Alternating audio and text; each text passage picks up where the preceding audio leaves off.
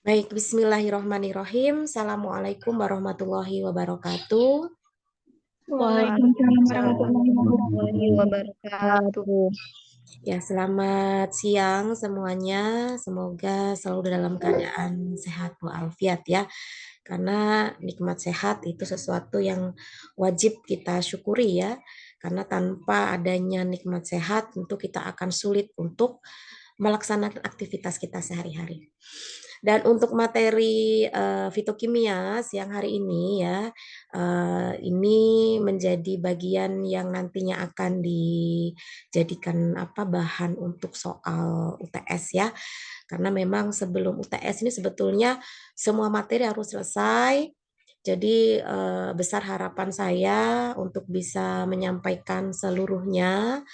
Jadi kesempatan kita dalam pekan ini itu hanya hari ini dan besok ya, hari ini dan besok. Jadi saya harus menuntaskan untuk 7 pertemuan ya dari mata kuliah fitokimia yang saya ampu sebelum pelaksanaan UTS ya. Karena nanti setelah UTS itu sudah ganti dosen dan tentunya sudah ganti bab gitu ya.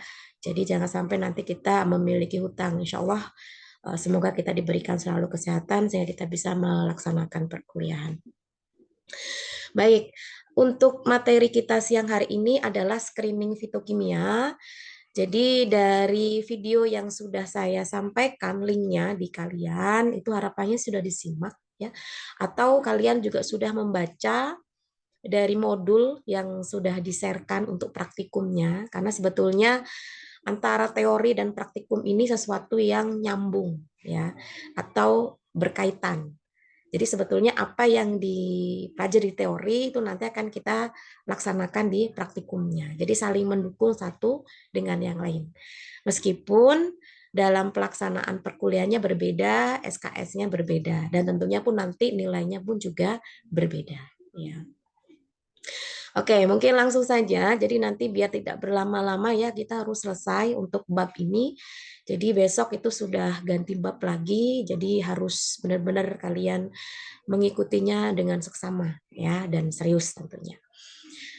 Oke, untuk screening fitokimia ya, sebelum kita banyak mereview kembali berkenaan dengan bagaimana sih cara melakukan screening fitokimia begitu, kalian harus paham dulu apa sih screening fitokimia dan kenapa itu mesti dilakukan dan pentingnya apa. Nah, ini bisa menjadi pertanyaan yang pertama ya sebelum kita lanjut untuk berikutnya karena ini merupakan pertanyaan dasar ya. Apa itu screening fitokimia dan seberapa penting? Ya kalau nggak penting ya sampaikan nggak penting gitu ya. Tapi kalau penting ya sampaikan penting gitu. Oke, di sini sudah ada yang raise hand atas nama Riza Firnalia. Oke, Baik, Bu. silakan Riza. Ya, Bu. Baik, Bu. Yang dimaksud screening fitokimia itu yaitu uji fitokimia terhadap kandungan senyawa kimia metabolit sekunder. Pentingnya itu ya sangat penting. Mengapa? Karena dalam screening fitokimia dilakukan ini dapat mengetahui golongan senyawa yang terdapat dalam simplisia, ekstrak, fraksi, subfraksi, dan isolat yang meliputi pemeriksaan golongan alkaloid, flavonoid, saponin, tanin, dan quinon dan steroid. Cukup, Bu. Oke, baik. Terima kasih Riza. Bagus banget ya jawabannya. Berarti Riza sudah menyimak ya materi yang sudah diberikan. Jadi apa yang disampaikan Riza tadi betul ya. Karena sebetulnya screening fitokimia ini dikatakan penting ya sangat penting sekali gitu ya. Apalagi dalam pengembangan bahan alam sebagai sediaan farmasi gitu ya, entah itu sebagai obat tradisional ya atau nantinya akan dikembangkan ke level yang lebih tinggi lagi begitu ya, misalkan obat terstandar atau fitofarmaka. Tapi sebelum mengarah ke itu semua harus ada langkah-langkah yang perlu dilakukan ya. Paling tidak ini merupakan bagian awal yang bisa menjadi penentu ya suatu bahan atau dari bahan alam itu memiliki apa kemampuan atau tidak untuk kita kembangkan sebagai obat gitu ya. Karena kan kita ingin mengambil kandungan yang ada di dalam tanaman tersebut. Kalau nggak ada kandungannya, ya buat apa gitu ya. Artinya kita harus cerdas dalam hal menentukan gitu. Dan proses screening fitokimia itu tentunya berbeda-beda ya setiap senyawa yang akan kita amati atau yang akan kita deteksi begitu. Tadi disampaikan sudah benar ya. Jadi screening fitokimia itu ya nama juga screening ya, berarti kan kita ingin menguji, ingin mengetahui gambaran umum ya dari suatu golongan senyawa ya yang itu ada di dalam bahan obat ya. Bahan obat itu ya tentunya bisa kita ambil dari tanaman misalkan ya, karena kita konteksnya adalah fitokimia ya berarti dari tanaman. Tapi kalau secara umum bahan alam kan luas ya, dari hewan, dari tanaman ya, dari mineral itu semua bisa dijadikan bahan obat. Nah, dengan adanya screening fitokimia itu kita bisa mengetahui sejak awal ya, ada nggak nih potensi gitu ya, potensi yang bisa kita manfaatkan yang itu kaitannya dengan golongan senyawa. Apa saja? Ya tentunya kita sesuaikan ya dengan apa yang ada di dalam tumbuhan tersebut. Secara umum kalau berkenaan dengan golongan senyawa ini sudah pernah disampaikan ya di mata kuliah farmakognosi sebelumnya yang kita kenal dengan istilah metabolit sekunder ya. Jadi setiap tumbuhan itu pasti memiliki metabolit ya. Metabolit itu merupakan hasil dari proses metabolisme. Karena syarat makhluk hidup ya untuk bisa bertahan hidup melangsungkan kehidupannya itu harus mampu melakukan proses metabolisme. Seperti tubuh manusia juga sama, harus mampu melakukan proses metabolisme. Nah, dalam hal ini untuk screening fitokimia tentunya bisa kita terapkan itu tidak hanya pada bahan yang masih baku ya atau masih dalam bentuk simplisia. Tidak ya. Meskipun itu menjadi bagian wajib ya, artinya untuk menentukan atau keputusan melanjutkan atau tidak dalam proses penelitian ya, ya itu harus diamati dulu di bahan bakunya. Sudah sesuai atau belum? Salah satunya adalah ada atau tidaknya kandungan golongan senyawa yang ada di dalam bahan tersebut. Jadi selain simplisia apa saja yang pada umumnya dilakukan screening fitokimia ya, ekstraknya ya, fraksinya, subfraksinya, bahkan dari isolat yang memang itu sudah spesifik terhadap golongan senyawa tertentu, itu kita nggak boleh omdo, ya, nggak boleh ngomong doang. Jadi harus ada buktinya. Ya tentunya screening fitokimia ini sifatnya masih umum ya, artinya tidak bisa kita mengklaim suatu golongan senyawa spesifik mengandung flavonoid misalkan. Tapi kita masih secara umum, yakni golongan besar. Ya, kita belum spesifik. Kalau spesifik nanti tentunya harus ada pemisahan-pemisahan lanjutan ya yang bisa untuk memisahkan antara satu golongan dengan golongan yang lain.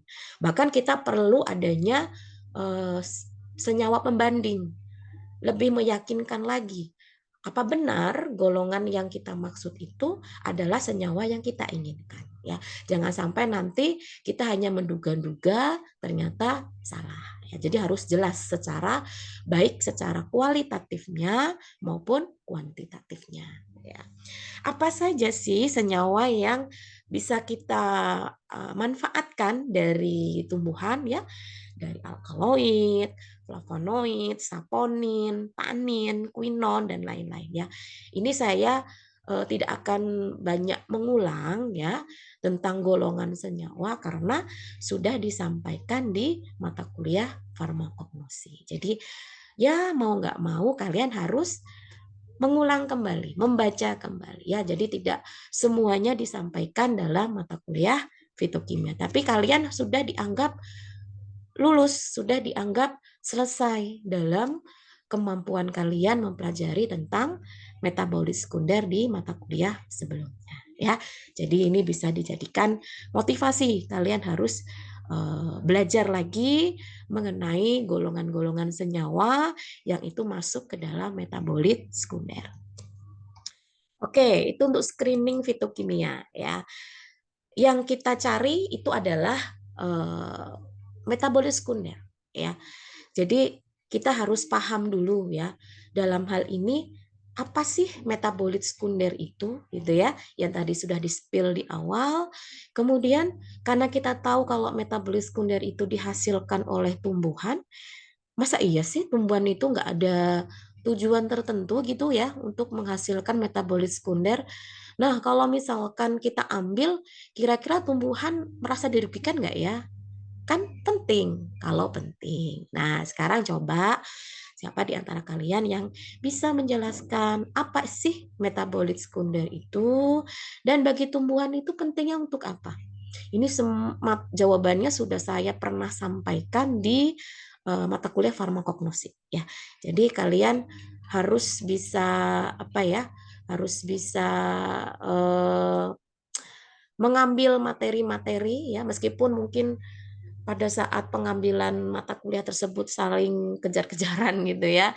Artinya kan sudah disampaikan oleh dosennya gitu ya. Artinya ini bukan alasan untuk kalian kan sama-sama di semester ini Bu ngambilnya susah mempelajarinya nggak bisa karena mau nggak mau suka nggak suka kalian harus kejar-kejaran itu tadi ya. Jadi ilmunya itu harus saling melengkapi satu dengan yang lain.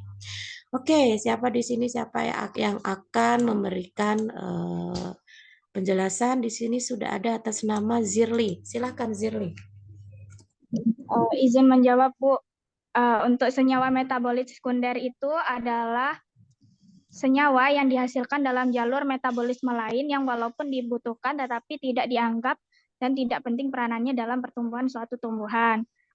Untuk fungsinya, manfaat untuk tumbuhan itu sendiri adalah atraktan atau menarik organisme lain, pertahanan terhadap patogen, perlindungan dan adaptasi terhadap stres lingkungan, perlindungan terhadap sinar ultraviolet sebagai zat pengatur tumbuhan, dan untuk bersaing dengan tanaman lain. Sekian, Bu. Oke, baik. Terima kasih Zirli. Kita lihat ya, karena sebetulnya ini materi saya tidak terlalu detail ya, tapi untuk mengingatkan saja, karena mau nggak mau kan harus belajar dulu ya sebelum kalian menjelaskan untuk masing-masing setiap uji yang dilakukan kan harus tahu dulu golongan-golongan senyawa itu semua itu karakteristiknya seperti apa. Dan secara umum semua itu masuk ke dalam metabolit sekunder ya. Nah, apa yang disampaikan Zirli tadi ya disebutkan bahwasannya metabolit sekunder itu penting bagi tumbuhan untuk pertahanan. Nah, itu adalah poin yang harus di apa ya? Kalian garis bawahi dulu gitu. Jadi bukan berarti tidak penting bagi tumbuhan, meskipun tidak seperti metabolit primer. Kan ada metabolit primer, ada metabolit sekunder ya. Kalau metabolit primer itu secara umum ya itu penting utama yang kaitannya dengan proses pertumbuhan dari suatu makhluk hidup. Ya berarti yang menentukan berhasil hidup tidaknya dari suatu makhluk hidup itu ya metabolit primer itu tadi. Jadi dalam hal ini metabolit primer itu sangat menentukan ya keberhasilan kehidupan dari suatu makhluk hidup. Artinya mutlak gitu ya. Nah, untuk metabolit primer ini harus sudah ada pada saat proses pertumbuhan di awal ya. Karena kan bagaimanapun jangankan tumbuhan, manusia saja kan butuh ya, butuh juga gitu ya. Apa itu karbohidrat ya sebagai apa namanya sumber energi, kemudian protein sebagai pembangun, lemak dan lain-lainnya. Nah, tumbuhan juga begitu. Pasti butuh yang namanya karbohidrat, protein begitu ya yang memang itu menjadi kebutuhan primer ya. Nah, kalau untuk metabolis sekunder ini tidak langsung dihasilkan pada saat awal pertumbuhan. Biasanya menunggu tumbuhan itu sudah kokoh dulu, sudah stabil dulu ya, dan tidak tidak begitu penting sepenting metabolit primer ya. Karena kan kaitannya dalam hal ini tidak menentukan keberlangsungan kehidupan dalam tanda kutip untuk pertumbuhan begitu. Tapi lebih untuk pertahanan diri. Beda dengan hewan, beda dengan manusia, ketika ada ancaman itu bisa lari gitu ya. Tapi kalau tumbuhan larinya gimana gitu ya. Kalau tumbuhan bisa lari, mungkin kita yang lari duluan karena udah ketakutan gitu. Tapi dalam hal ini jangan sampai tumbuhan juga tidak punya perlindungan untuk itu semua yang mengancam ya, terutama predator ya, hewan-hewan yang bisa mengambil bagian-bagian dari tumbuhan tersebut. Nah, dengan adanya metabolit sekunder ini, akhirnya bisa melindungi itu semua. Yang mana senyawa-senyawa yang dihasilkan dari metabolit sekunder ini itu bisa memberikan efek tertentu terhadap predator-predator yang mau mendekat, begitu ya. Atau juga selain untuk perlindungan terhadap hewan atau predator juga sebagai proteksi terhadap UV atau sinar ultraviolet gitu ya, sebagai penyimpan nitrogen ya, atau sebagai daya tarik organisme tertentu. Kan ada beberapa jenis tanaman yang mana untuk proses pembuahannya itu atau persariannya ya kalau tumbuhan itu membutuhkan hewan lain, misalkan seperti lebah ya, lebah madu misalkan ya, untuk bisa melakukan proses persarian itu. Nah, bagaimana dia menarik si hewan lebah untuk datang kalau tidak ada metabolit sekundernya yang supaya si hewan tersebut tertarik gitu ya. Nah, dalam hal ini bisa kita manfaatkan ya, ternyata metabolit sekunder yang dihasilkan oleh tumbuhan itu memiliki segudang manfaat yang sangat luar biasa yang memang itu bisa kita gunakan ya, misalkan untuk obat tradisional. Ya, ini sebagai pengingat saja, jadi tidak banyak saya menyampaikan ya mengenai apa itu metabolit sekunder. Yang penting kalian paham apa itu metabolit sekunder, bedanya apa dengan metabolit primer. Ya, karena yang kita akan garis bawahi di sini untuk screening fitokimia itu metabolit sekundernya, ya, bukan karbohidrat, bukan protein, tapi metabolit sekundernya. Ya, ini ada tanin, flavonoid, alkaloid, yang itu semua adalah bagian dari metabolit sekunder ya. Semoga bisa dipahami. Kita sudah masuk ke golongan yang lebih spesifik ya. Saya masih menyebut istilah golongan, bukan spesifik alkaloid ya. Karena kalau spesifik itu artinya tunggal. Tapi dalam hal ini kita belum bisa menyebutkan itu adalah tunggal atau spesifik karena masih banyak banget yang ada di dalam tumbuhan tersebut dan itu sifatnya masih sangat kompleks ya. Ya, tapi kita bisa mengamatinya dari karakter-karakter yang dimiliki oleh masing-masing golongan. Karena setiap golongan pasti memiliki ciri khas ya, kemiripan-kemiripan. Meskipun di dalam golongan itu sangat begitu banyak jenis-jenisnya. Ya, nah sekarang yang pertama adalah golongan alkaloid. Ya. Tidak perlu disampaikan semua apa itu alkaloid secara rinci, tapi paling tidak coba kalian spill saja ya, alkaloid itu senyawa yang seperti apa, tidak usah semuanya disebutkan karena sekali lagi kita tidak begitu detail membahas terkait itu, tapi lebih pada screeningnya, mendeteksinya ya. Apa itu alkaloid dan bagaimana cara melakukannya. Nah, ini baru lebih detail kalian untuk menjelaskan ya. Setelah kalian uraikan apa itu alkaloid, kemudian bagaimana cara melakukan screeningnya. Ya, harapannya kalian bisa memberikan penjelasan itu untuk mengetahui dari suatu sampel tanaman, benar nggak sih ada alkaloidnya, caranya bagaimana. Nah, itu yang harus kalian sampaikan. Ini menjadi penentu ya untuk kelanjutan ke depannya begitu. Layak atau tidak ini bahan sampel untuk digunakan sebagai obat tradisional ya. Oke, di sini saya tunjuk satu orang atas nama Siska. Silahkan Siska.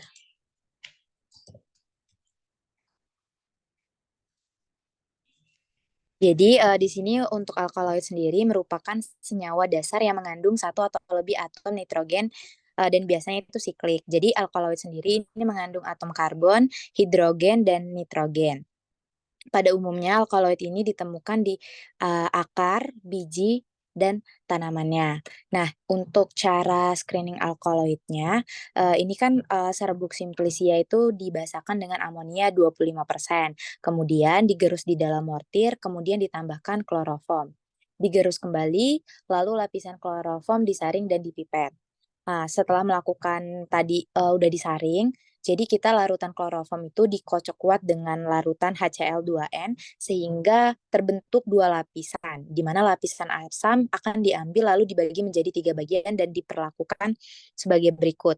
Yang pertama, itu kita gunakan sebagai belangko untuk pembanding untuk, larutan-larutan lainnya.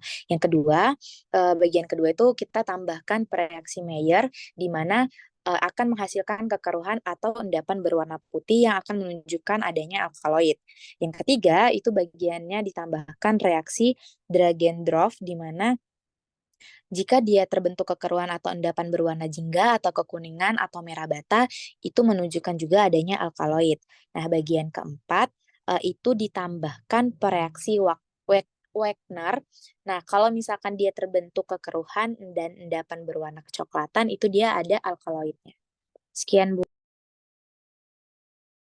Oke, baik ya. Alhamdulillah, berarti sudah menyimak dengan baik ya dari video yang saya berikan. Karena sebetulnya sesi diskusi atau sesi tanya jawab ini sesuatu yang sangat mudah untuk kalian bisa merespon ya. Karena materi sudah diberikan. Kalian tinggal menyimak, mencatat ya. Pada saat tanya jawab ya tinggal aja membaca kembali. Karena kan ini bukan sesi ujian, jadi kalian boleh melihat catatan ya, membaca kembali atau mungkin mengambil bagian-bagian penting, yaitu sangat-sangat sangat dipersilakan ya. Jadi jangan sampai tidak sama sekali memberikan jejak untuk tidak apa ya, tidak aktif gitu ya. Karena kan pada saat sesi Zoom ini adalah pada saat saya bisa mengambil kesimpulan dari mahasiswa siapa-siapa aja yang merespon dan mana yang tidak merespon gitu ya. Oke. Untuk alkaloid itu sendiri ya, ini sudah saya jelaskan juga ya di videonya. Artinya merupakan bagian ya salah satu dari golongan metabolit sekunder yang itu secara kimiawinya itu memiliki satu atau lebih ya atom hidrogen yang bentuknya siklik ya. Ini banyak ditemukan di bagian tumbuhan ya, di daun, di biji, di di akar gitu ya. Tapi biasanya memang seringkali ditemukannya itu dalam kondisi yang masih segar ya kalau itu berupa sampel tanaman ya. Karena dalam hal ini biasanya nanti kalau untuk yang sampelnya adalah tanaman ya, belum dalam bentuk ekstrak, itu biasanya masih dalam kondisi yang segar. Bagaimana efek farmakologisnya? Ya ini yang bisa kita upayakan begitu ya, karena memiliki efek farmakologis yang luar biasa gitu ya, yang bisa kita kembangkan untuk obat tradisional gitu ya, sebagai analgesik ya, sebagai anti malaria, sebagai anti-anti yang lain gitu ya, yang bisa kita gunakan untuk treatment kesehatan ya, menjaga kesehatan tubuh kita sehari-hari. Oke, bagaimana caranya untuk mendeteksi si alkaloid ini gitu ya? Ya memang semua ini bisa kita amati ya, bahwasanya ada beberapa tahap yang perlu kita lakukan ya. Dengan dilakukannya pembasaan dengan amonia, kemudian diberikan kloroform, kemudian diberikan HCl ya hingga terbentuk 2 lapisan, baru nanti kita mau mengambil lapisan yang asamnya, bukan yang basahnya ya, yang asamnya, lalu dibagi menjadi 4, satu sebagai kontrol. Nah, makanya kemarin waktu praktikum saya sangat begitu cerewet ya mengingatkan jangan lupa ada belangko kosongnya, jangan lupa ada pembandingnya, jangan lupa ada kontrolnya. Kenapa? Karena ini penting sekali untuk setiap pengujian. Untuk membandingkan ada atau tidak perubahan. setelah diberikan reagen tertentu atau reaksi tertentu. Kalau nggak ada pembanding, ya gimana kita mau menyimpulkan ada perubahan atau tidak. Nah, untuk screening fitokimia ini membutuhkan 3 reagen di sini. Ada Mayer, Dragendorf, ada Wagner. Dan tentunya semuanya ini memiliki karakteristik yang berbeda-beda untuk mendeteksi adanya keberadaan golongan alkaloid, adanya perubahan, terbentuknya endapan dan sebagainya, ya. Karena setiap ini sangat menentukan kesimpulan dari uji yang kita lakukan, ya. Tapi tentunya kalian tidak cukup tahu, oh, diberikan Mayer nanti warnanya ada endapan putih. Udah gitu aja. Tapi harus tahu kenapa. Sedangkan kalau yang negatif kok nggak terbentuk. Sedangkan yang positif kok terbentuk. Ada apa dengan alkaloid kita ketika ketemu dengan reaksi Mayer? Apa sih kandungan Mayer? Nah, itu kan pertanyaan. Kok bisa terbentuk endapan, terjadi reaksi apa? Nah, harus itu yang kalian cari penjelasannya. Ya, jadi tidak cuma sekedar campur berubah, campur berubah, tapi lebih tahu bagaimana proses yang terjadi di dalam reaksi itu, ya. Ketemu bagian apa ketemu bagian apa kok bisa terjadi warna endapan putih misalkan, ya. Jadi itu penting sekali, harus kalian pahami. Nah, untuk itu semua saya memberikan pertanyaan, ya. Tapi pertanyaan ini awalnya mau saya buat pertanyaan untuk individu, tapi ya sudahlah, nanti daripada kesulitan kaliannya, saya buat sebagai tugas kelompok lagi, ya. Artinya bisa menggunakan kelompok sebelumnya boleh, ya. Jadi sudah saya buatkan tabel seperti ini. Ini tabel yang pertama adalah untuk screening golongan alkaloid, ya. Ini semuanya hanya pure tentang prosedur, ya, tentang screeningnya, karena kita nggak membahas detail apa itu alkaloidnya, ya. Itu sudah dianggap clear di mata kuliah farmakologi. Nah, kalau untuk prosedurnya kan kalian amati tadi, ada diberikan amonia, diberikan kloroform, diberikan HCl, ya. Kemudian diberikan Mayer, warnanya jadi apa, diberikan Dragendorf, warnanya jadi apa, Wagner jadi apa, ya. Nah, itu harus kalian analisis, ya. Nah, ini sudah saya buat tabel-tabel seperti ini. Nanti pengerjaannya pun dalam bentuk tabel, ya. Dibuat tabel seperti ini, nanti penjelasannya silahkan di bawahnya, ya. Untuk yang pertama, golongan alkaloid. Silakan kalian tulis tujuan diberikan amonia 25% untuk apa? Tulis di sini, ya. Tujuan diberikan kloroform untuk apa? Tulis di sini. Tujuan diberikan HCl untuk apa? Tulis di sini, ya. Lalu karena tadi saya menyebutkan apa sih yang terkandung di dalam reagen reaksi tersebut, berarti kalian harus mencari tahu. Kandungan dari Mayer itu apa, dari kandungan Dragendorf itu apa, Wagner itu apa, tulis di sini. Ya, tapi jangan dicampur aduk, ya. Misalkan kandungan Mayer adalah, kandungan Dragendorf adalah, kandungan Wagner adalah, ya. Kemudian hasilnya, karena kan ini menggunakan 3 reaksi, ya, berarti ada 3 hasil nih. Setelah diberikan Mayer, positifnya itu ada kekeruhan dan endapan putih. Berikan penjelasan mengapa bisa demikian, ya. Reaksi apa yang terjadi? Silakan dituliskan di sini. Yang kedua, setelah diberikan Dragendorf itu akan terbentuk kekeruhan gitu, ya, perubahan kekeruhan dan endapan berwarna jingga atau merah bata. Silakan tulis di sini penjelasannya seperti apa, ya. Kemudian untuk Wagner juga sama, ya. Selain kekeruhan juga terbentuk endapan warna kecoklatan. Tulis di sini. Ya, jadi nanti tugas kelompoknya dalam bentuk tabel seperti ini, ya, sesuai dengan ujinya masing-masing, gitu, ya. Ini semoga bisa dipahami. Jadi silahkan bekerja sama, dan tentunya dalam hal ini silakan tulis saja nama-nama mahasiswa yang ikut terlibat. Kalau yang tidak ikut terlibat, tidak perlu ditulis, ya. Jadi tidak ada dusta di antara kita, ya. Jadi harus yang berkontribusi saja yang ditulis, ya. Tidak usah peduli mau marah, mau kecewa, mau apa, itu yang tidak ikut ya salahnya tidak ikut ngerjain, ya. Jadi harus tegas dalam hal ini, jangan menjadi kaum yang terzolimi ya. Jadi kalian harus bisa bijak ya. Kalau nggak ikut ya udah, nggak usah ditulis namanya. Tapi kalau ikut ya ditulis, jangan sampai tidak. Oke, ini untuk yang golongan alkaloid. Kita lanjut. Yang kedua adalah flavonoid. Tadi sudah alkaloid, sekarang flavonoid. Pertanyaannya sama, apa itu flavonoid? Lalu bagaimana cara melakukan screening fitokimia?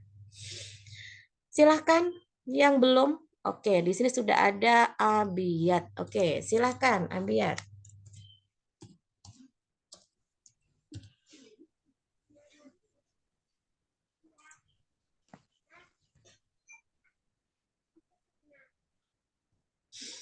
Abiyat, silakan. Ya, baik Bu, izin menjawab untuk flavonoid. Flavonoid merupakan senyawa yang termasuk polifenol karena mengandung 2 atau lebih gugus hidroksil bersifat agak asam sehingga dapat larut dalam basa.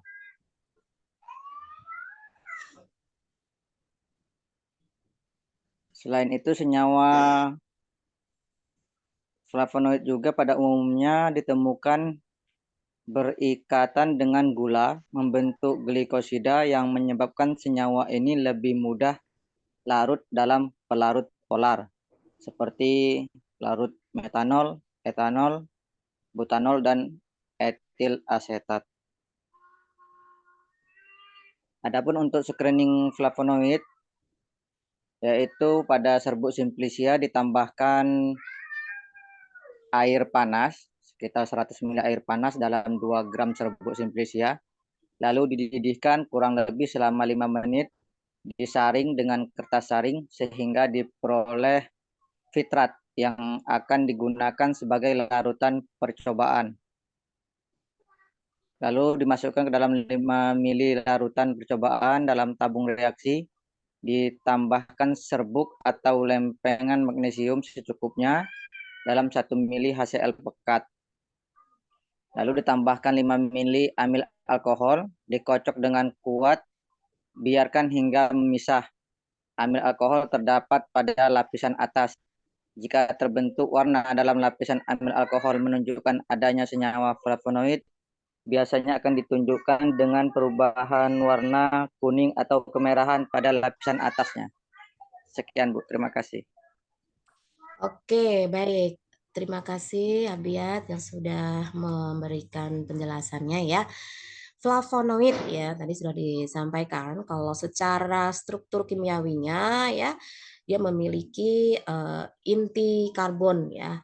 Jadi inti karbon yang disebut dengan membentuk cincin aromatik. Nah, ini materinya Bu Eliana ya. Jadi silakan kalau ada yang belum paham silakan ditanyakan aja ya karena tentunya materinya ini sudah disampaikan di mata kuliah kimia organik ya. Nah, kalau untuk secara gugusnya ya, jadi flavonoid ini masuk ke dalam gugus hidroksil ya, karena dia memiliki karakteristik yang bisa dikategorikan ke dalam polifenol ya. Sifatnya juga itu memang berbeda dengan yang alkaloid tadi. Kalau alkaloid itu kan memang dia lebih dominan pahit ya kalau dirasain gitu. Makanya kalau kalian mencicipi bahan tanaman gitu ya, kalau ada pahitnya, ini yang jelas bukan karena pahit gosong ya, di oven bukan, tapi pahit alami gitu ya. Itu karena ada kandungan alkaloid. Nah, kalau flavonoid ini lebih ke rasa yang agak asam ya. Sehingga dia bisa larut ya dalam basa gitu ya. Nah, kemudian kalau untuk jenis-jenisnya ya itu bisa dibaca sendiri ya. Artinya dalam hal ini tidak didetailkan apa saja sih yang masuk ke dalam flavonoid gitu ya. Tapi penting yang untuk dijadikan alasan dilakukan screening fitokimia itu ya adalah efek farmakologis yang dimilikinya ya. Dia sebagai apa gitu ya, sebagai antioksidan kah, sebagai antibakterinya atau sebagai antiinflamasi dan lain-lain begitu. Nah, kalau untuk dari segi kelarutan, kan kita pada prinsipnya kalau ingin mengambil suatu golongan senyawa yang ada di dalam tanaman itu kan harus memperhatikan pelarut gitu ya. Apa sih yang kita gunakan pelarutnya?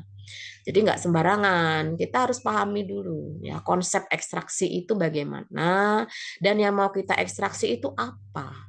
Apakah dia bersifat polar ya, semipolar atau non polar. Jadi like dissolve like ya itu jangan sampai lupa itu. Kita harus menyesuaikan karakteristik dari kelarutan senyawa yang kita harapkan ya. Ya kalau senyawa golongannya adalah polar ya jangan sampai kita menggunakan pelarut non polar ya nggak akan ketemu sampai kapanpun. Tidak akan ikut tertarik gitu ya. Oke, itu untuk secara umum ya flavonoid. Nah, sekarang bagaimana cara men-screeningnya? Screeningnya di sini menggunakan pelarut apa ini? Polar apa non polar ini kalau air? Ada yang masih ingat? Kepolaran air itu polar atau non polar?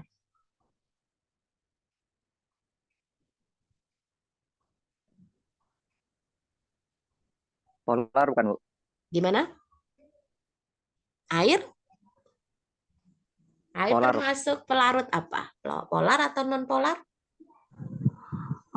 Polar, Bu. Polar bukan, Bu? Iya, termasuk polar ya. Artinya ini jangan sampai lupa ini. Kayaknya kalau sifat kelarutan dari pelarut organik itu udah disampaikan loh oleh Bu Ana ya di mata kuliah kimia organik ya. Jadi itu jangan sampai lupa itu karena pelarut itu kan tidak melulu tentang air ya.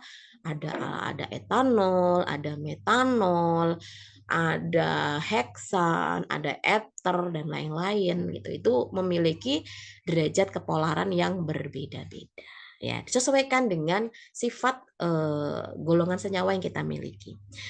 Nah, kalau untuk screening flavonoid ini proses ekstraksinya menggunakan air panas ya, berarti kan polar gitu ya. Berarti kalau ditanya kenapa menggunakan air panas ya karena kita ingin menarik si flavonoid ini yang mana flavonoid ini sifatnya adalah polar gitu. Apa saja yang dibutuhkan di situ ya? Ada serbuk Mg atau magnesium. Pasti ada tujuan tertentu. Kenapa? Untuk mendeteksi flavonoid itu menggunakan magnesium. Kemudian kenapa juga membutuhkan HCl, asam klorida. Terus ditambahin lagi amil alkohol. Buat apa itu semua? Pasti ada alasannya. Kenapa? Karena tidak bisa kita bohongi mana sampel yang mengandung flavonoid, mana yang tidak. Mau bagaimanapun kalau dia negatif itu tidak akan terbentuk warna kuning misalkan di bagian lapisan amil alkoholnya. Tapi kalau dia positif, ada golongan senyawa secara kualitatif, pasti ada warna yang muncul itu. Artinya di sini ada perbedaan reaksi antara yang positif sama yang negatif. Nah, ini juga sama ya, seperti yang tadi di nomor 2 yaitu golongan flavonoid ya. Yang perlu kalian tuliskan ya, tujuan diberikan air panas itu apa? Nah, tadi sudah saya spill ya jawabannya apa gitu ya. Tujuan diberikan magnesium itu apa? Tujuan diberikan HCl itu apa? Tujuan diberikan amil alkohol untuk apa? Silakan cari dari berbagai referensi boleh. Artinya nanti silakan tulis referensinya ya, jangan sampai tidak. Lalu hasilnya bagaimana? Oh, positifnya itu terbentuk apa? Warna kuning ya, yang itu ada pada lapisan amil alkoholnya. Mengapa demikian? Nah, itu. Ini pasti ada kaitannya dengan bahan-bahan yang diberikan tadi. Ada magnesium, ada HCl gitu ya. Ini pasti memberikan kontribusi tersendiri. Kenapa? Ketika dia ada si flavonoid ini, dia memberikan warna kuning. Sedangkan kalau yang negatif itu enggak. Nah, apa yang membuat ini beda? Akan dieksplor lebih lanjut ya. Ini sesuatu yang bukan baru, bukan sesuatu yang sulit untuk dicari referensinya. Sudah banyak jurnal-jurnal yang membahas terkait screening fitokimia. Ya. Yang ketiga, saponin. Oke, sekarang siapa yang akan memberikan penjelasan terkait saponin? Yang sudah raise hand ada Ananda. Ananda, silakan Ananda Setiawati. Baik Ibu, terima kasih. Saponin merupakan nyawa yang memiliki bobot molekul tinggi yang tersebar dalam tanaman dan merupakan bentuk glikosida dengan molekul gula yang terikat dengan aldikon, triterpene, atau steroid.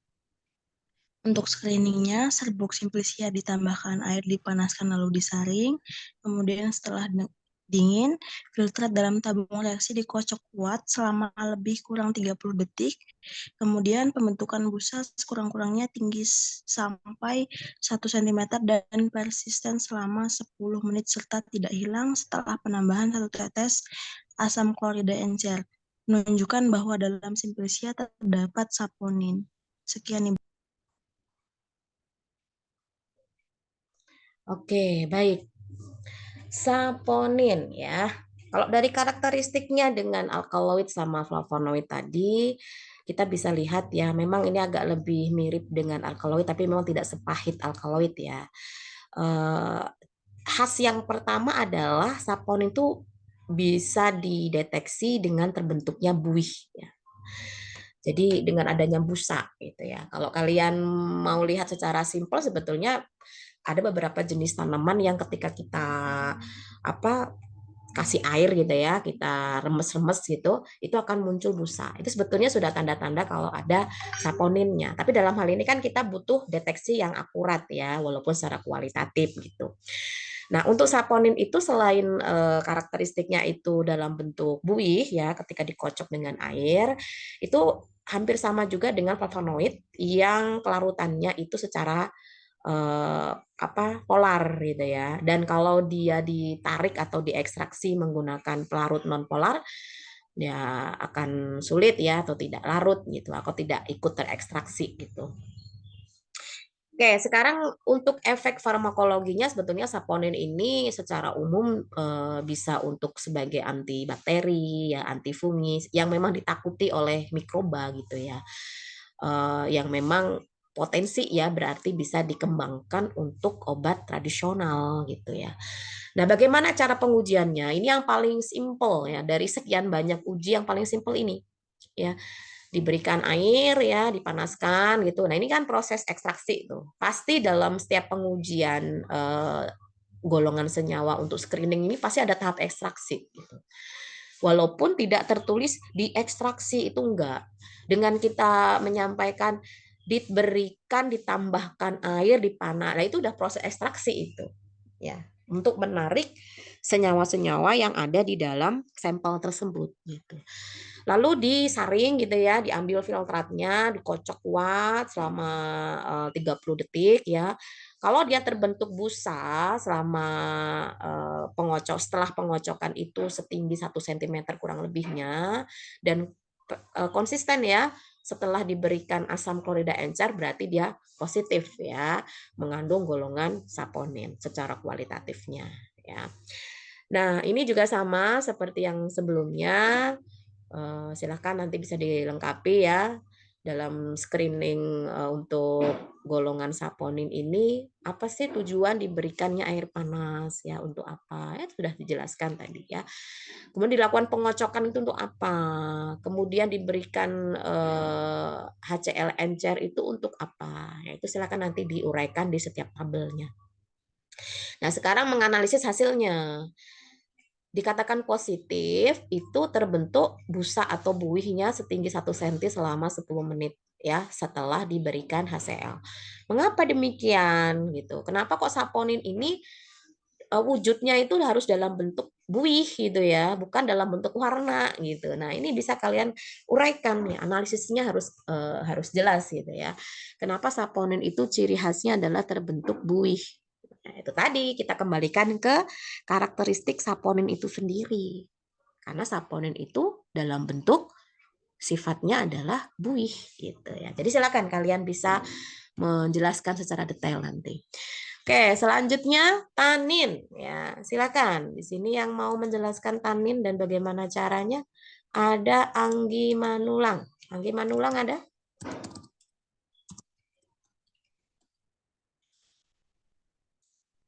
Anggi Manulang ada? Tidak ada, kalau tidak ada diganti ya.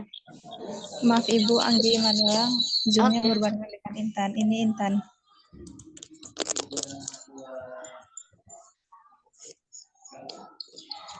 Screening tanin yaitu serbuk simplicia, ditambahkan air, kemudian dipanaskan, kemudian disaring. Yang kedua yaitu filtrat dibagi 3 bagian dan diperlakukan sebagai berikut. Yang pertama yaitu bagian 1, filtrat di tetesin larutan besi 3 korida, terbentuknya warna biru. Kemudian bagian 2, filtrat diuji ulang dengan ditambahkan gelatin 1%, adanya endapan putih menunjukkan adanya tanin.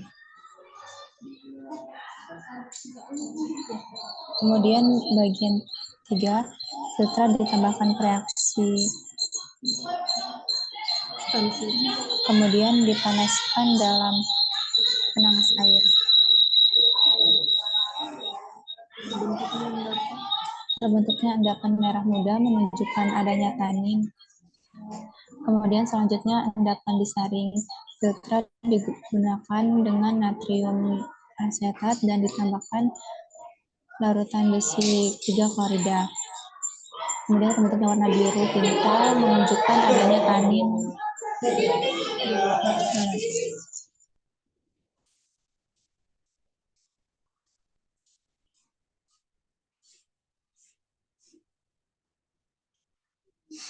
Oke, baik. Tanin ya, ini secara umum juga bisa kalian lihat ya pada layar gitu. Tanin ini juga masuk ke dalam golongan polifenol ya, yang memang secara spesifiknya itu banyak ditemukan di bagian tanaman organ kayu ya, atau di bagian batang gitu. Atau juga bisa di kulit batang yang memang dia sebetulnya banyak di jaringan-jaringan yang bentuknya teksturnya keras ya. Terus secara karakteristiknya rasanya itu kelat ya, sepat gitu ya. Jadi kalau semisal dia itu waktu di organoleptisnya itu dirasa simplicia kita itu ada sepet-sepetnya gitu ya, berarti secara umumnya itu mengandung tanin. Tapi kita nggak bisa ya ngomong gitu aja gitu ya, harus ada bukti secara kualitatif aja dulu ya. Bener nggak sih ada taninnya gitu. Nah, tanin ini pun juga macam-macam ya bentuknya ya, jenisnya juga macam-macam gitu ya. Artinya tidak bisa kita spesifikkan golongan apa senyawa tanin apa gitu, nggak bisa. Secara umum gitu. Ada tanin terhidrolisis, ada tanin terkondensasi. Ya, silakan dipelajari kembali. Dan bagaimana dengan efek farmakologi yang dimiliki? Ya, bisa sebagai anti diare, sebagai antidotum, ya, antiseptik. Berarti kan dia memiliki kemampuan antimikroba ya berarti ya. Antioksidan ya, itu semua ternyata dimiliki oleh tanin gitu. Jadi kalau suatu sampel tanaman positif ada taninnya berarti bagus ya untuk dikembangkan sebagai obat tradisional gitu. Bagaimana cara screeningnya?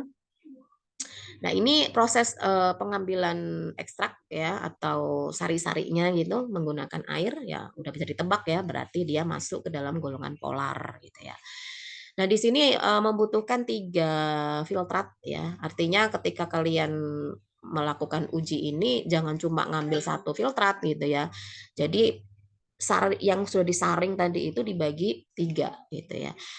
Kalau di sini mungkin belum dimasukkan kontrol ya, berarti 4 berarti ya. Karena kontrol itu penting. Kontrol, kemudian bagian yang ditetesi oleh reagen FHCl3 ya, bagian yang ditetesi gelatin 1% dan bagian yang ditetesin stesni ya. Nanti setiap reagen ini memiliki karakteristik yang berbeda-beda untuk perubahan yang terjadi. Tapi jangan salah anggap kalau ini hanya dalam satu tabung, semuanya dijadiin satu. FeCl3 dimasukin, gelatin 1% dimasukin di situ juga, stearin dimasukin di situ juga. Enggak begitu ya. Jadi kalau sampai ada yang begitu salah berarti. Jadi masing-masing karena memiliki parameter yang berbeda-beda ya. Nah, ini nanti silahkan ya masing-masing dari kelompok untuk bisa menjelaskan begitu ya. Yang pertama untuk tujuan diberikan air panas untuk apa ya.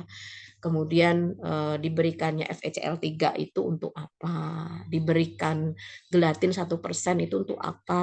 Diberikan steasnya untuk apa? Lalu analisis hasilnya ya.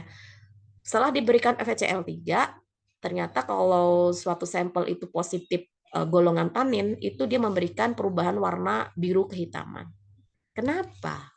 Gitu ya. Ada apa dengan FeCl3 ini? Dengan tanin yang kita miliki, kok bisa terbentuk warna biru hitam?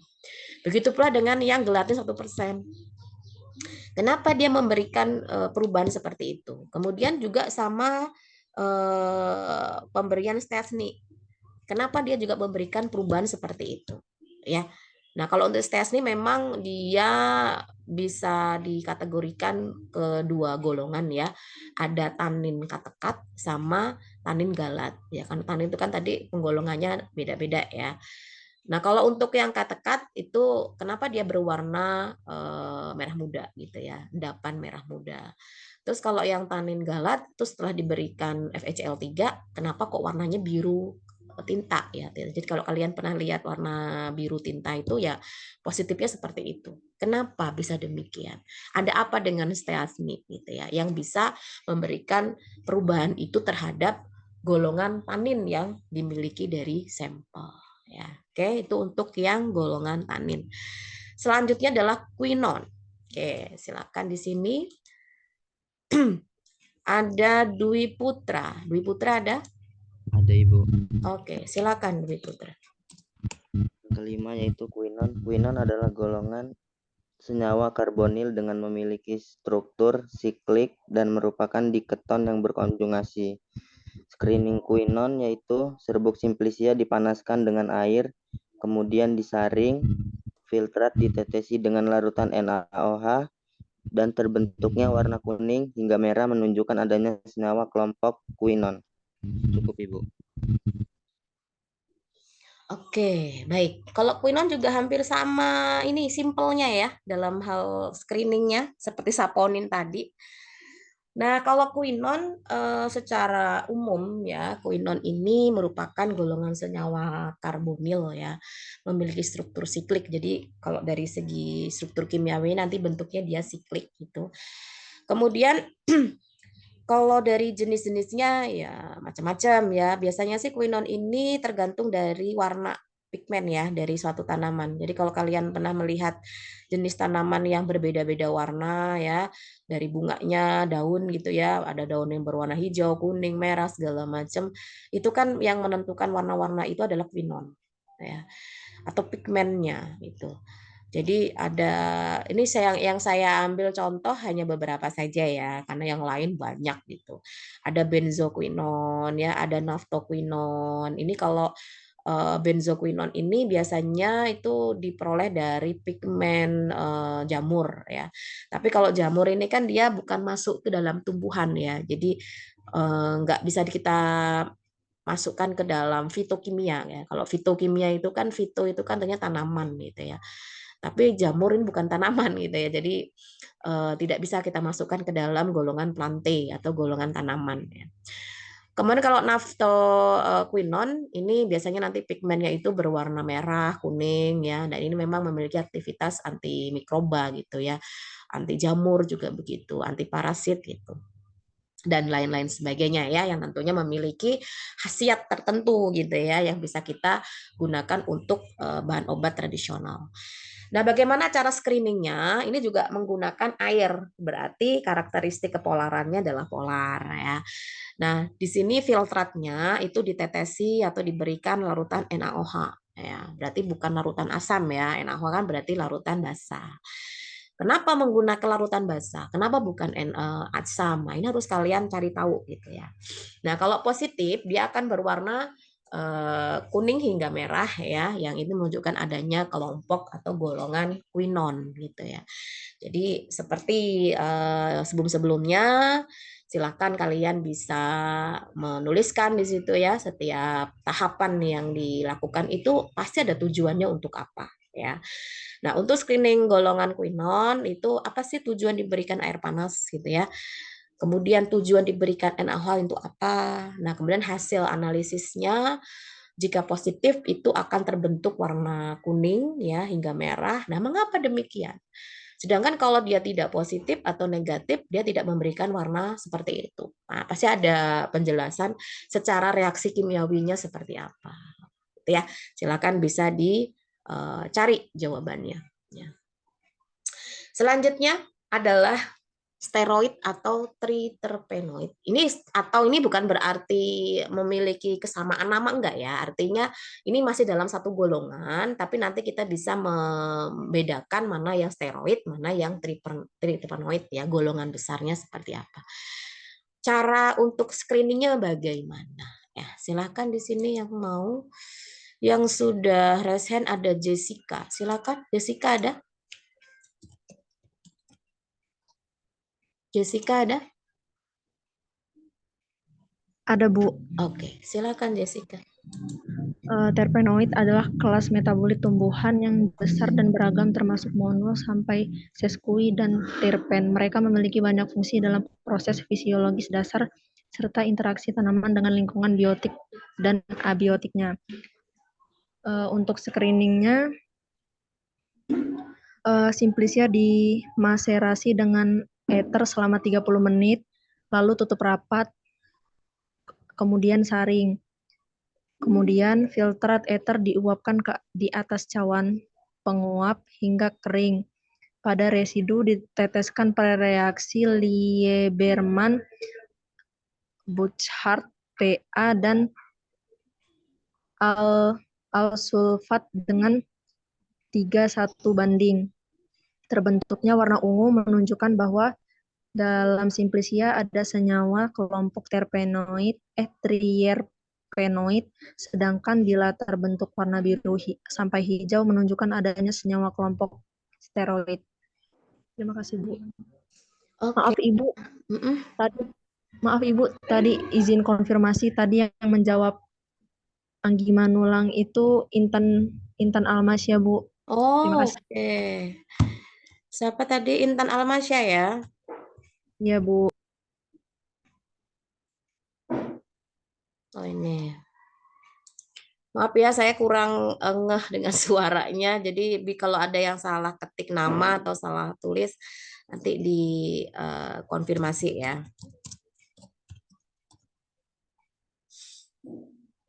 Oke, kita mereview jawaban dari Jessica tadi ya, berkenaan dengan senyawa steroid atau triterpenoid ya. Tadi sudah saya sebutkan, ini kan golongan senyawa yang banyak gitu ya. Ada monoterpen, sesquiterpen, diterpen, dan lain-lain gitu.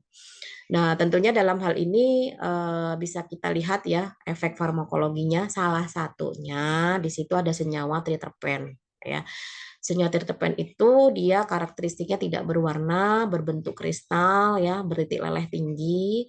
Dia memiliki beberapa khasiat gitu ya yang bisa kita gunakan untuk kesehatan sebagai hepatoprotektif ya, anti tumor ya, kemudian sebagai antiinflamasi, anti malaria dan lain-lain gitu ya. Nah, ini bisa berarti potensi itu kita kembangkan gitu ya. Jadi kalau dalam suatu bahan baku tanaman itu ada steroid atau triterpenoid, berarti bagus banget untuk bisa kita gunakan gitu ya. Berarti bisa kita manfaatkan lah istilahnya seperti itu. Bagaimana cara screeningnya secara kualitatif ya? Nah, ini sudah berbeda dengan sebelum-sebelumnya. Berbedanya adalah pelarut yang digunakan. Kalau sebelumnya tadi ya dari awal sampai yang terakhir tadi itu menggunakan pelarut air, berarti sifatnya adalah polar. Nah, sekarang menggunakan ether. Nah, ether ini termasuk apa ini? Nah, nanti silakan ya dicari gitu. Nah, kemudian setelah diekstraksi menggunakan ether selama 30 menit ya, disaring ya. Nah, filtratnya itu diuapkan. Ini menggunakan cawan porselin ya kalau kemarin yang sudah kita lakukan ya. Itu diberikan reaksi Lieberman-Burchard ya. Nah, kemudian bisa kita amati karena kan ada dua golongan tadi itu ya, steroid sama triterpenoid.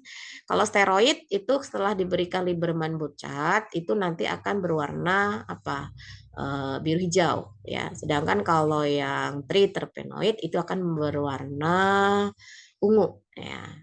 Ini pernah angkatan berapa itu hasilnya positif semua. Jadi warnanya memang bagus gitu ya. Jadi kayak warna pelangi gitu ya. Ada ungunya, ada biru hijaunya begitu. Artinya dalam hal ini bisa dikategorikan sampel tersebut adalah positif ya secara kualitatif untuk golongan steroid dan triterpenoid ya. Ini juga sama. Silahkan kalian berikan penjelasan ya, tujuan diberikan ether itu untuk apa. Kemudian tujuan diberikan Lieberman-Burchard itu untuk apa. Kemudian dengan adanya reaksi positif ya setelah diberikan reaksi itu semua itu akan terbentuk warna biru hijau itu pada steroid. Mengapa? Kenapa gitu ya? Kenapa kok nggak warna yang lain? Kenapa warna itu? Kemudian apa yang terjadi reaksinya? Ya itu harus kalian jelaskan ya. Dan warna ungu untuk yang triterpenoid ya. Kenapa? Nah, ini juga sama ya. Oke, alhamdulillah ya sudah selesai untuk sesi diskusi ya dan tanya jawab screening fitokimia secara kualitatif ya yang ini ya. Artinya ada yang tahu mungkin ini pertanyaan terakhir deh saya memberikan kesempatan. Apa bedanya screening fitokimia secara kualitatif dan kuantitatif?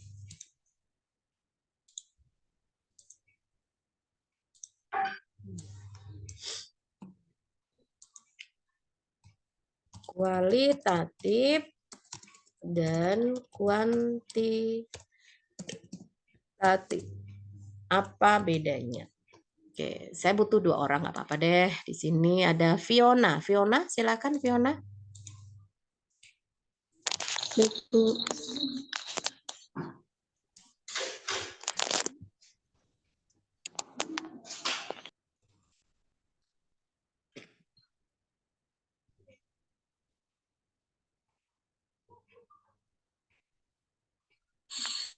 Data kualitatif adalah data yang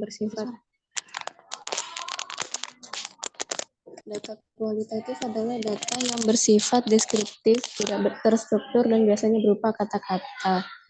Data ini tidak dapat diukur dengan angka dan digunakan untuk memahami fenomena secara lebih dalam dan kompleks. Sedangkan data kuantitatif adalah informasi yang dapat diberi nilai numerik dan diukur. Data ini digunakan untuk menguji teori, menjelaskan hubungan antara variabel, dan melakukan generalisasi fenomena sosial yang diteliti. Cukup, Bu. Oke, satu lagi silakan. Kesempatan terakhir sebelum saya tutup. Nggak ada.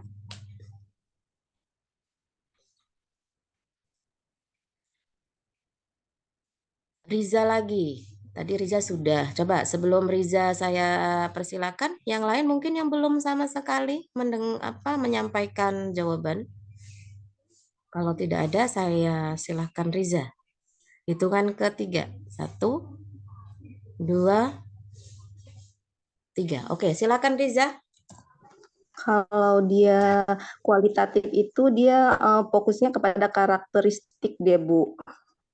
Kalau dia yang kuantitatif itu dia analisis tentang pengukuran dan analisis. Oke, sebetulnya istilah kualitatif sama kuantitatif itu kan secara umum ya, tidak hanya spesifik untuk screening fitokimia kan. Kualitatif itu apa? Kuantitatif itu apa ya? Kalau kualitatif itu kan jelas bukan dalam bentuk angka, kan simpelnya seperti itu ya. Artinya hanya menyampaikan ada atau tidak saja ya. Kualitasnya ada atau tidak saja. Kalau dia suatu bahan tanaman diuji screening fitokimianya untuk tanin misalkan, oh terbentuk warna ini atau endapan ini misalkan, oh itu positif ya, berarti hanya menunjukkan ada di dalam sampel itu, tapi tidak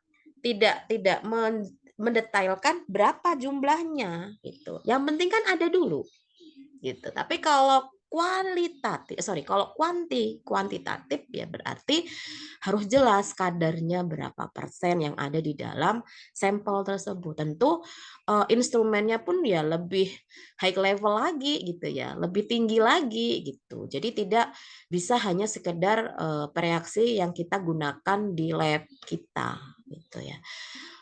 Untuk melakukan itu semua misalkan menggunakan spektrofotometri gitu ya, atau menggunakan HPLC dan lain-lain yang memang itu instrumennya sudah levelnya di atas secara kualitatif itu tadi. Tapi paling tidak kalian harus bisa membedakan. Jangan sampai nanti ini pernah kejadian, sedikit saya berbagi cerita ya, menguji mahasiswa KTI gitu ya, yang mana dia melakukan penelitian untuk screening fitokimia suatu sampel dari tanaman tertentu.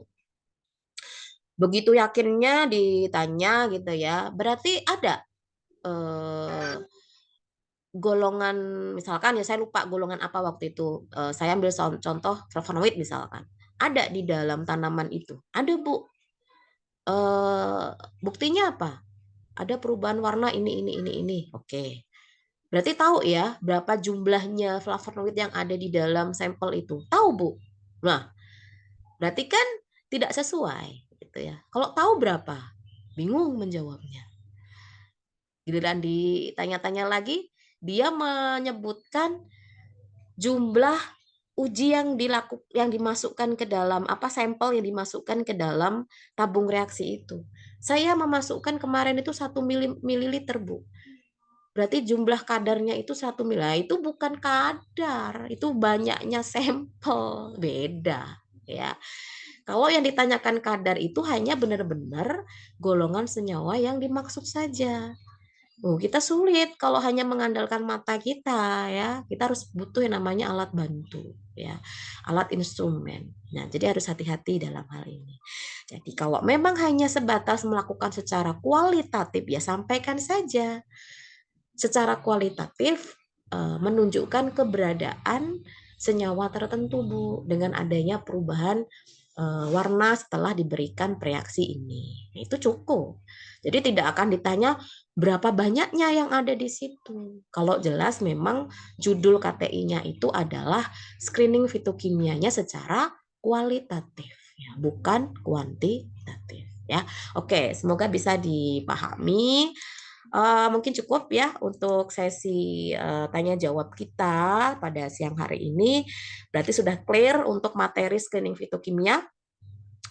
Saya insya Allah masih ada bukan hutang ya, pertemuan di pekan ini itu materi terakhir dari saya sebelum melaksanakan UTS di pekan depan, yaitu tentang kromatografi. Sebetulnya kalau di topik pertemuan yang sudah saya sampaikan di awal pertemuan di kontrak perkuliahan itu, kromatografi ini tuh ada 2 pertemuan sebetulnya.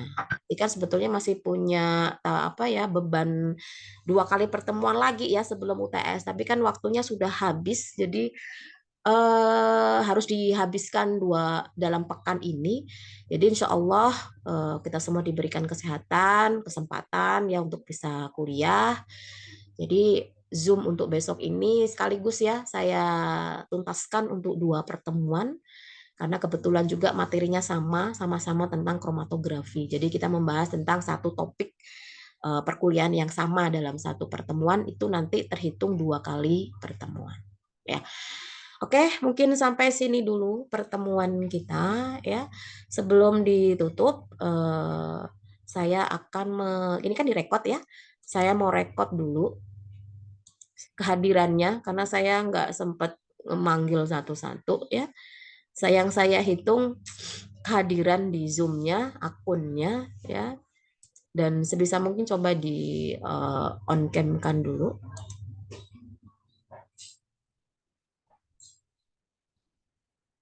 Saya akan screenshot ya. Jadi di apa namanya? Ini yang nanti saya anggap hadir ya. Jadi nanti kalau screenshot ini saya bagikan di grup ternyata ada yang komplain, kok saya nggak ada Bu? Ya berarti pada saat saya screenshot ya berarti orangnya nggak ada gitu ya. Oke, untuk slide yang pertama ada 2 slide ya. Slide yang pertama saya screenshot.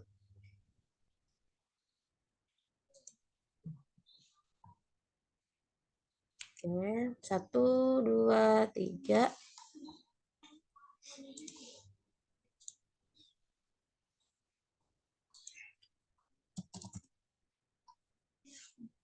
Kemudian untuk yang kedua 1, 2, 3.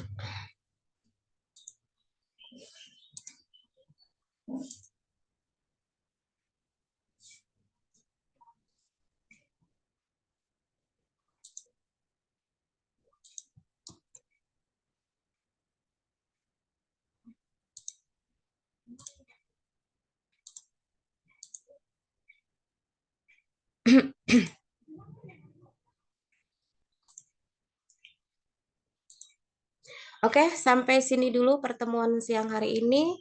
Kita akhiri dengan membaca hamdalah bersama-sama. Alhamdulillahirobbilalamin.